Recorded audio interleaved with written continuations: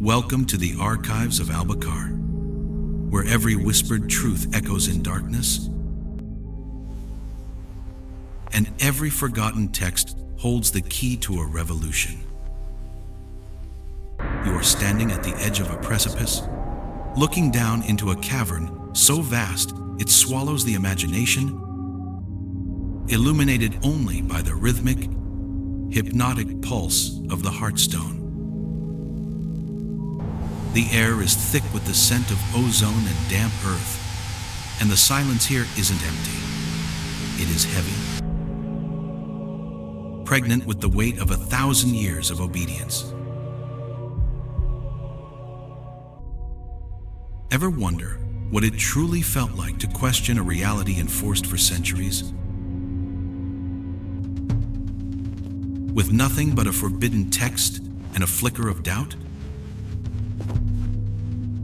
So, before you get comfortable, take a moment to like the video and subscribe, but only if you find the journey we're about to take is a valuable one. Also, I'm curious. Drop a comment below telling me where you're watching from and which fictional world's lore leaves you speechless. Now, let's descend into the depths and deconstruct the truth of a world built on a lie. You find yourself stepping into the boots of Kael. To the casual observer, he is a model citizen of the middle stratum. A man of lines, angles, and structural integrity. But Kael possesses a dangerous affliction in a theocracy built on blind faith. He notices patterns. You see, Alba-Kar is designed to be perfect. The streets are swept of dust before it settles. The Quartz Guard stands in motionless, alabaster rows, their armor gleaming like polished bone. The matriarchy tells you this order is divine, a gift from the Stone Mother to keep the chaos of the surface hell at bay.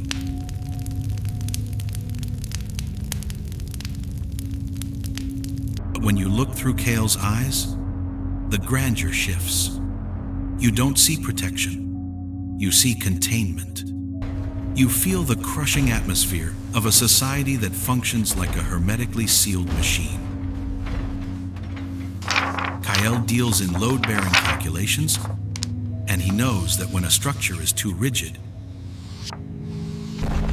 it doesn't bend under pressure, it shatters. He watches the procession of the priests of the geode, chanting hymns that haven't changed in a dozen generations, and he doesn't feel the warmth of devotion. He feels the cold calculation of social engineering. The conflict begins here, not with a sword drawn, but with a question asked in the privacy of one's own mind. You walk the geometrically perfect avenues, and you realize that the silence of the populace isn't peace. It is fear, distilled and pressurized into compliance. Kael looks at the towering walls of the cavern, not as a shield, but as a partition blocking out the truth. While the rest of the city bathes in the comforting glow of the Heartstone, grateful for its warmth. Kael is the solitary figure measuring the shadows it casts, realizing that for the light to be this bright,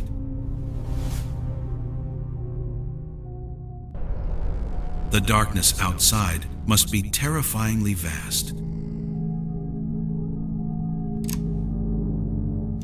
Or perhaps the darkness is entirely manufactured. He stands alone in a crowd of believers.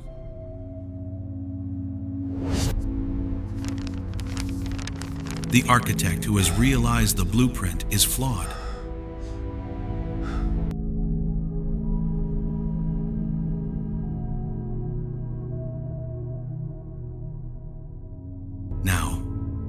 Shift your gaze across the cavern floor, away from the shadows where Kael lingers, and let the lens settle on Lyra.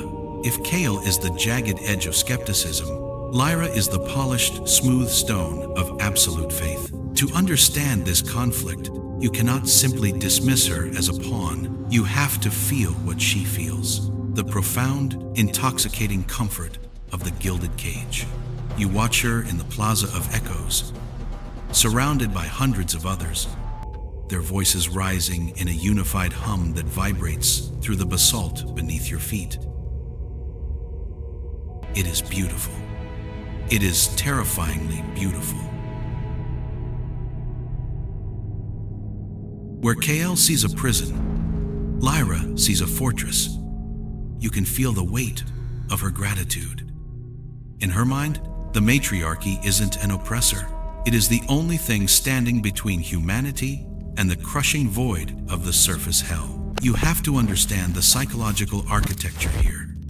The doctrine teaches that the world above is a place of scorching fire and chaotic winds, a hellscape where no order can survive. Against that backdrop, the strict laws of Alba-Kar feel less like chains and more like the sturdy walls of a storm shelter. You witness her interaction with the text.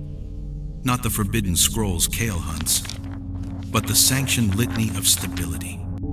She traces the carved runes with a reverence that borders on romance. For Lyra, the system works. It provides food, it assigns purpose based on aptitude, and it eliminates the paralyzed anxiety of choice. In a socio-political sense, this is the ultimate trade-off. Total surrender of liberty for total guarantee of security. It's a seduction that has worked on human civilizations for millennia, but here, amplified by the claustrophobic geology of the underground, it is nearly unbreakable. You see her look at Kael, and the expression on her face breaks your heart. It isn't anger. It is fear. Pure, unadulterated terror. Not fear of him, but fear for him. In this society, to question the Stone Mother is not just treason. It is a form of spiritual suicide. Look at this. When she hears him speak of structural flaws and illogical mandates, she doesn't hear a debate. She hears a man walking willingly off a cliff. The tragedy of Lyra is that her indoctrination is fueled by love. She upholds the system because she believes it is the only way to keep the people she cares about alive. You feel the texture of her devotion. It is warm, encompassing, and soft, a sharp contrast to the cold, hard lines of Kael's logic. The matriarchy has weaponized her empathy, turning her desire to protect her family into the very mechanism that enforces their servitude. She grips Kael's arm, her eyes pleading, offering him the safety of silence, the warmth of the herd, and for a fleeting moment, standing in that golden, artificial light, you almost want to accept it. But logic is a persistent ghost. It haunts the places where faith refuses to look. You leave the warm, communal glow of the plaza and follow Kael into the shadows of the abandoned lower ventilation shafts. This is where the perfection of Alba-Kar begins to fray.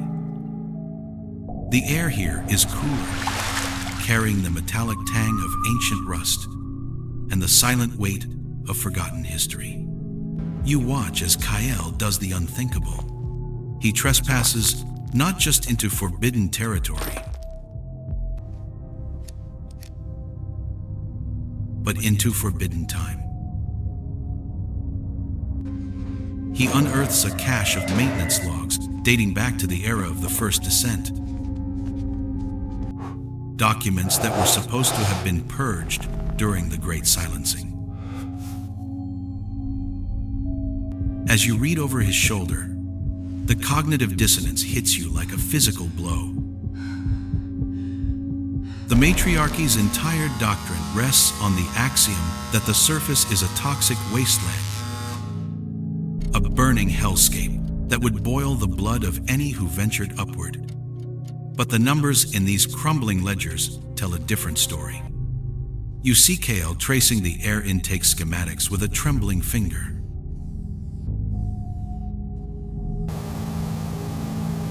The engineering data is undeniable. If the surface were truly a furnace of toxic gas, the filtration systems described here would need to be massive, complex chemical scrubbers. Instead, the diagrams show simple dust filters, meshes designed only to catch pollen and sand. Pause for a moment and let the magnitude of that realization sink in. The air you are breathing right now, deep in this subterranean city, isn't chemically scrubbed. It is merely filtered. The air above isn't poison. It is fresh. This is the moment the bedrock fractures. You watch Kael's face change in the dim light of his glow lamp. It's the look of a man realizing that the cage door was never locked. The prisoners were just told that the hallway was on fire. The surface hell isn't a meteorological reality. It is a political invention. It's a lie constructed with such masterful precision that it hasn't been challenged in centuries. You witness the meticulous nature of his rebellion. He doesn't rage. He calculates. He cross-references the intake volumes with the population density. He analyzes the energy output of the geothermal vents. Every equation balances out to a single, terrifying conclusion. The scarcity that defines life in Alba-Kar, the rationing of water, the cramped living quarters, the strict population control, is artificial. The matriarchy isn't managing a crisis. They are manufacturing one to maintain dependence. Kael clutches the surveyor's journal to his chest, and you feel the sudden, electric charge of danger. These aren't just old papers anymore. They are weapons. He isn't just holding a logbook. He is holding the death warrant of a god. And the most terrifying part? He knows he has to take this poison back to Lyra. He has to shatter the world of the person he loves most.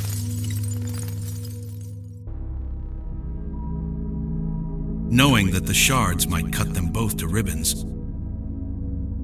The confrontation does not happen in a grand hall, nor before a tribunal of judges. It happens in the suffocating silence of their living quarters, under the low, stone ceiling that has always felt like protection, but now feels like the lid of a coffin. You watch Kael lay the crumbling maintenance logs on the table between them. The parchment is brittle, yellowed with age, and it looks pathetically small against the monolithic weight of Lyra's indoctrination. This is where the war is truly fought, not with artillery, but with words that cut sharper than obsidian. You see Kael make the classic mistake of the rationalist. There's still a way He out of assumes this that city. because he possesses the We truth, just have to trust each he will other. be believed. The projections He are points to the unsustainable. data, At this rate, the air filtration we have less than a metrics, cycle before collapse. the discrepancies in It's the all crop right here. yields, the clear evidence that the Quartz Guard patrols are designed to keep people in, not to keep monsters out. He speaks with the frantic energy of a man who has just discovered fire, and is trying to explain warmth to someone who has only ever known ice. But look at Lyra. You don't see a woman being enlightened. You see a woman under siege. As Kael's words pile up, dismantling the theology she has whispered since childhood, she physically recoils. This is the violent collision of empirical truth and emotional dogma.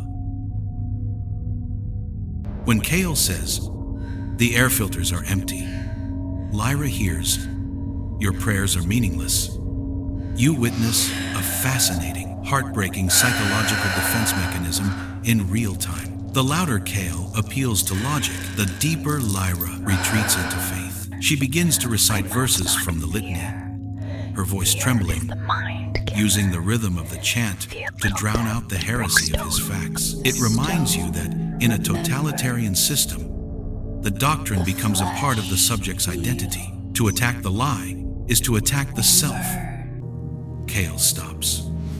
You feel his frustration morph into a cold, hollow realization. He is wielding facts like a bludgeon, trying to smash through a wall reinforced by centuries of fear. He looks at the woman he loves and realizes that the matriarchy hasn't just blinded her. They have removed her ability to comprehend the concept of sight. He pushes the journal across the table, a final, desperate gambit. He asks her a single question, a weaponized inquiry that bypasses the scripture and strikes at the human heart.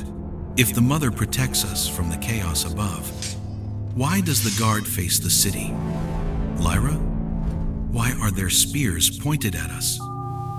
The silence that follows is heavy enough to crush a lung. You see the first crack appear in her armor. Not a surrender, but a hesitation. For the first time, the words of the litany catch in her throat. They know where we are. Choked off by the undeniable, geometric reality of a spear tip pointed in the wrong direction. To understand why Lyra hesitates and why the matriarchy holds on so tight, you have to peel back the layers of history until you reach the raw, ugly nerve at the center of Alba-Kar. Kael knows that simply disproving the lie isn't enough. With this, there is no he has to explain the purpose of the lie. Assume the network is compromised. He has to answer the question that haunts every revolution. If this system is so evil, why did our ancestors build it? You listen as Kael's voice shifts. He drops the aggressive tone of the prosecutor and adopts the somber cadence of a historian reading an obituary. He begins to piece together the fragments of the pre-descent era found in the logs. A time before the stone ceiling was the sky. What he reveals changes the texture of the room. The surface hell wasn't a storm of demons or a wrathful god. It was us. You see the realization dawn on you as Kael speaks. The founders of the matriarchy weren't monsters. They were refugees. They fled a world consumed by the chaos of unchecked choice, resource wars, and ideology weaponized into annihilation. They retreated into the earth not to enslave their children, but to save them from the self-destructive nature of humanity. The rigid caste system, the suppression of curiosity, the absolute prohibition of the surface. It was all designed as a trauma response. It was a desperate attempt to freeze society in amber, to engineer a civilization incapable of destroying itself because it was incapable of changing. This is the terrifying genius of the system. You look at Lyra and suddenly, her indoctrination makes a tragic kind of sense. The matriarchy didn't just invent a religion. They mythologized their own PTSD. They took the memory of war and turned it into the fire above. They took the fear of disagreement and turned it into the sin of heresy. Kael lays out the hardest truth of all. The system worked. For 1,000 years, while the surface likely healed and the skies cleared, Alba-Kar survived in its suffocating cocoon. There was no war. There was no famine. There was only the hum of the heartstone and the peace of the grave. But you can see the flaw that Kael is pointing to, the rot at the core of the safety. The emergency measures never ended. The temporary shelter became a permanent tomb. The matriarchy became addicted to the control, terrified that if they allowed even a single beam of sunlight, literal or metaphorical, into the cavern, the old chaos would return. They are guarding an empty jail cell, convinced the prisoner is still inside. Kael looks at Lyra, and for the first time, you see pity in his eyes. He isn't asking her to rebel against a villain. He is asking her to realize that the war is over. He is asking her to step out of the bunker. The fear behind the order is real, but it is a ghost, a shadow of a danger that passed centuries ago. And that, you realize, is far more difficult to fight than any tyrant. You can kill a tyrant. But how do you kill a fear that has been bred into the very marrow of a civilization? You watch as the silence stretches between them, taut as a bowstring. This is the moment of critical mass. Kael has stopped speaking. He knows that truth, once planted, acts like a root system. It expands silently, cracking the pavement from beneath. He leaves the journal on the table and steps back, giving Lyra the most dangerous thing a totalitarian subject can possess: space to think. Focus on Lyra now. You are witnessing the erosion of absolute faith in real time, and it is a violent, agonizing process. In the safety of the matriarchy, the world was small, understandable, and frighteningly clear. Now, looking at the yellowed pages of the maintenance log, the walls of her reality are blowing out. You can almost hear the structural groans of her psyche as the cognitive dissonance takes hold. The mental gymnastics required to reconcile the mother protects with the guard's point inward are no longer possible. The beam snaps. She reaches out, her hand trembling with a vibration you can feel in your own bones, and touches the diagram of the air filters. It is a mundane technical drawing, a sketch of mesh and airflow. Yet for her, it is more blasphemous than any curse. You see her eyes darting back and forth, reading the engineer's scribbled notes in the margins. Pollen count high this cycle. Filters clogging, air sweet. Air sweet. 2 words. Just 2 words to dismantle 1,000 years of theology. You feel the horror rising in her chest. Not the horror of the outside world, but the horror of the lie. If the air is sweet, then the burning hell is a fiction. If the hell is a fiction, then the sacrifices, the tithes, the friends who were reclaimed by the Quartz Guard for asking too many questions, they were for nothing. You watch tears spill onto Lyra's cheeks, but they aren't tears of relief. They are tears of grief. She is mourning the death of her certainty. She is mourning the loss of the Stone Mother, who has transformed in the span of an hour from a loving protector into a jailer. She looks up at Kael, and the expression on her face is raw, stripped of all the pious armor she wore in the plaza. You see a terrifying vulnerability. The system had been her parent. They knew, she whispers. It's the first time she has spoken without the cadence of the litany. The High Priestess, the Keepers, they knew the whole time? Kael nods, slowly. You see Lyra stand up. The movement is stiff, like someone learning to walk on a new limb. She walks to the small ventilation grate in the corner of their room, the source of the hum that has lulled her to sleep every night of her life. She places her hand against the metal. She isn't checking for airflow anymore. She is feeling for the temperature of the lie. And when she pulls her hand away, her eyes harden. The fear is still there, buried deep, but something new has crystallized over it. A cold, sharp anger, the kind of anger that burns down cities. And so, the architect and the believer step out of their private war, and prepare to start a public one. You watch the dynamic between them shift, locking into a new, terrifying configuration. This is the resolution of their duel. But it is not a victory for one and a defeat for the other. It is a synthesis. Kael provided the raw data, the cold, jagged facts of the betrayal.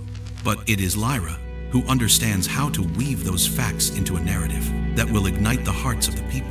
You see them working in the dim light of the sleeping cycle, hunching over the table where the maintenance logs lie. Kael is copying the schematics, the undeniable proof of the clean air, the safe surface, the lie of the poison. But Lyra is doing something far more dangerous. She is transcribing the meaning. She takes Kael's dry calculations and translates them into the language of the betrayed. She turns the engineering data into a hymn of liberation. This is the spark in the deep dark. It doesn't begin with a riot in the plaza or the clash of steel against the Quartz Guard. It begins with the scratch of charcoal on parchment. You are witnessing the birth of the underground samizdat, the network of whispers that will eventually bring the ceiling crashing down. Kael's logic gave the rebellion its foundation, but Lyra's converted faith gave it its fire. You realize that neither could have succeeded alone. Kael would have been a lone madman shouting at a wall, easily silenced by the guard. Lyra would have remained a devout servant, sleepwalking through her servitude. But together, they are a binary star system, generating enough gravitational pull to tear the matriarchy apart. You watch Lyra slip out into the corridors, the sheaf of copied papers hidden beneath her tunic. She isn't trembling anymore. She moves with the terrifying purpose of a convert who has seen the face of the true God, and that God is truth itself. They are watching the lower She knows levels. exactly who to We have talk to. leave before the next She supply knows comes. which mothers harbor I know, doubts, little one. We will which be laborers careful. are tired of the rations, which guards look a little too long at the sealed gates. The revolution of Alba-Kar was not won by soldiers. It was won by this moment. It was won when Lyra pressed a scrap of paper into a stranger's hand in the washrooms, a paper that simply read, "The air is sweet." You watched the first lantern lit in a neighbor's window, a signal they agreed upon. Then another, then another. It is a slow, silent constellation blooming in the eternal night of the cavern. The heartstone pulses above, oblivious to the fact that its dominance is ending. Down here, in the shadows, the people are waking up. The lie has been punctured. And as Kael stands by the window, watching the lights flicker on across the strata, you feel the immense weight of history shifting. The cage is still locked, the guards are still armed, but the people inside are no longer prisoners. They are waiting, and the wait will not be long. We leave them there, in the flickering light of a rebellion just beginning to breathe. Two small figures against a millennium of stone and silence. It's easy to look at the story of Alba-Kar and see a fantasy. A distant world of glowing crystals and underground cities. But if you listen closely to the echo in the archives, you hear something familiar. You hear the timeless struggle between the comfort of a lie and the jagged edge of the truth. Kael and Lyra remind us that systems of control are often more fragile than they appear. They are built on belief, and belief can be rewritten. It takes the courage to question the bedrock of your reality, and the strength to hold the hand of the person next to you. while the world falls apart? Thank you for descending into the archives with me. Until we meet again in the dark, remember, even the deepest stone can